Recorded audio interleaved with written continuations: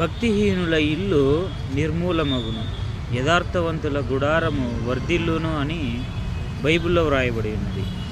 భక్తిహీనుడు అనంటే దేవునికి భయపడనివాడు, దేవుని యందు భయభక్తులు లేనివాడు, తన ఇష్టానుసారంగా ప్రవర్తించేవాడు అన్నమాట. దేవుడు చెప్పినటువంటి ఆజ్ఞల ప్రకారంగా నడుచుకోకుండా, ఇతరులకు మేలు చేయకోకుండా ఉండేవాడు అన్నమాట. ఇటువంటి వాడు నిర్మూలం అవుతాడు అనేసి వాక్యం చెబుతున్నది. నిర్మూలం అవ్వడం అని అంటే వాడు వర్ధిల్లనన్నమాట, పైకి రాడన్నమాట. ఆ విధంగా ఉంటాడనమాట. యథార్థవంతుల గుడారం వర్ధిల్లును అంటే యథార్థవంతుడు దేవుడు చెప్పిన ఆజ్ఞల ప్రకారంగా నడుచుకుంటాడు, దేవుని యందు భయభక్తులు కలిగి కీడు చేయకుండా ఇతరులకు మేలు చేస్తాడనమాట. ఇటువంటి వాడు వర్ధిల్లుతాడు అంటే ఆశీర్వాదంగా ఉంటాడు, పైకి వస్తాడు, దీవింపబడతాడనమాట. ఇది దేవుని వాక్యం.